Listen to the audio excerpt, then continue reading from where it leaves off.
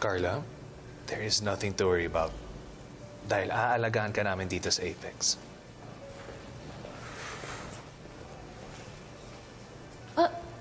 Doc Antonio.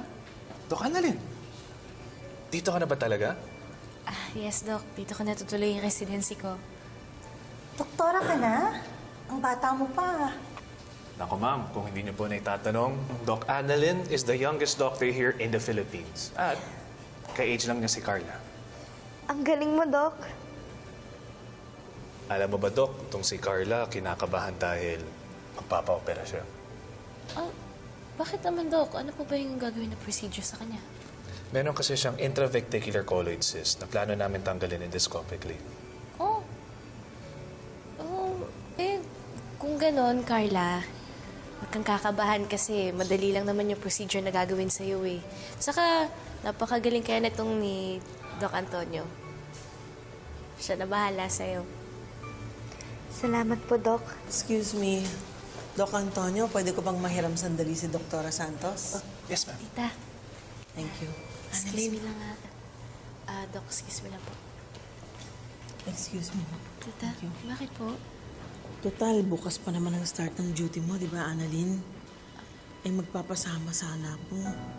Kasi, masama pa rin ang pakiramdam ng tatay mo eh. Tapos, busy naman daw nanay mo. Sige po, saan po ba? Sa presinto. Gusto raw akong makausap ni Moira eh.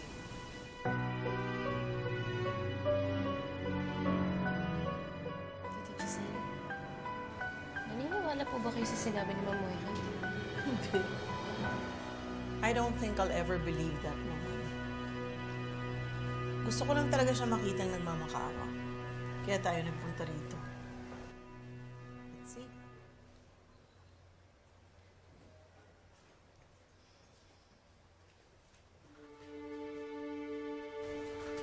Giselle, buti pumunta ka. Annalyn, buti sumama ka. Moira, can you please just go straight to the point?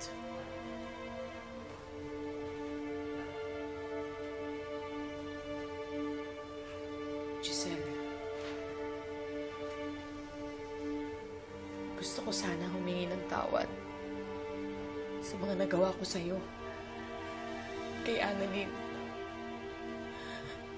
At sa mga nagawa ko sa pamilya natin.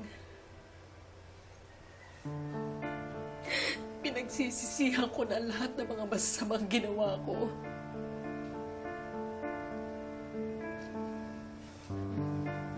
Moira, those are just empty words.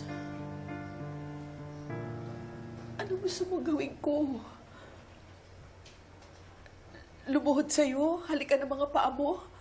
Gagawin ko yun. Moira, nagawa mo na yun kay Lynette, di ba? Pinabayaan ka niyang gawin yung gusto mo.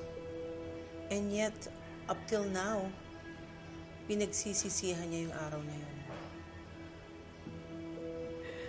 Gusto ko lang naman humingi ng tawad eh.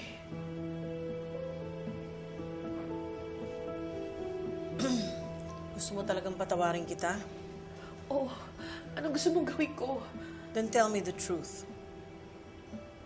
Ano, sasabihin ko, ano yun? Sino nagbigay ng pera sa'yo para maipatumba mo yung star witness against you? Sino mga galamay mo? Sinong tumutulong sa'yo sa labas?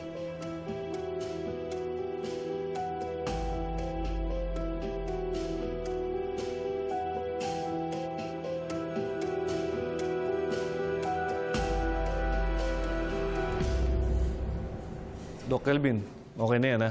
Thank you, Doc. Hi, Doc Carlos. Bakit nandito ka pa? Di ba usapan natin, pagkakuha ng pera, aalis ka na.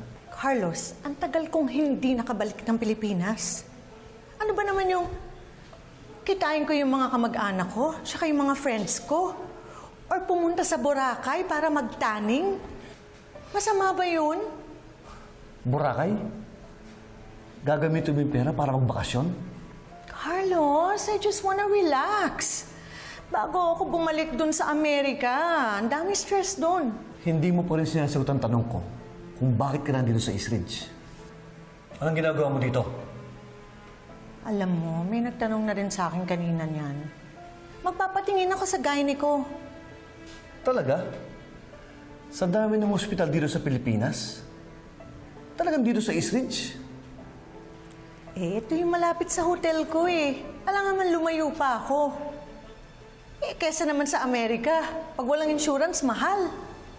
Alam mo, ang dami mong lusot. Ang dami mo rin kasing tanong. Ay, nako. Bye, Carlos. Malilate ako sa appointment ko kay Doc, okay?